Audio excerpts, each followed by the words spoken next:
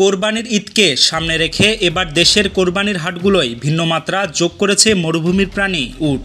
চট্টগ্রামের কর্ণফুলী উপজেলার মইজ্জারটেক পশুর হাটে এবং যশোরের শার্শা উপজেলার বেনাপোলে দেখা মিলছে ব্যতিক্রমী এই পশুর। মইজ্জারটেক হাটে এবার ৩টি উট আনা হয়েছে যশোরের ফিরোজ মামুন ডেইরি ফার্ম থেকে।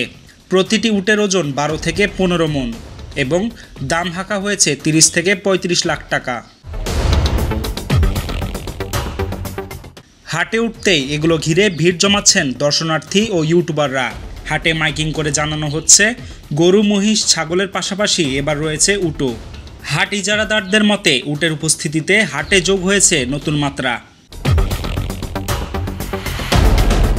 অন্যদিকে যশোরের সীমান্তবর্তী পুটখালী গ্রামে ফিরোজ আল মামুন আগ্রো ফার্মে দেখা মিলছে সৌদি আরব থেকে আমদানি করা ৬০টি উটের।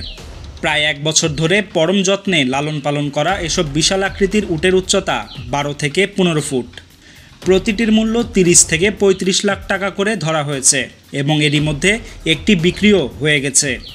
খামার কর্মীরা জানাচ্ছেন প্রতিদিন নিয়ম করে গোসল, ভুট্টা, ছোলা ও ঘাস খাওয়ানো হচ্ছে উটগুলোকে। প্রাণী সম্পদ বিভাগের তদারকিতে এগুলোর পরিচর্যা ও ওষুধ ব্যবস্থাপনা চলছে নিয়মিত। দর্শনার্থীরা কেউ ভিডিও করছেন, কেউ ছবি তুলছেন, কেউ আবার বলছেন পুটখালী যেন এক টুকরো মরুভূমির চিত্রশালা।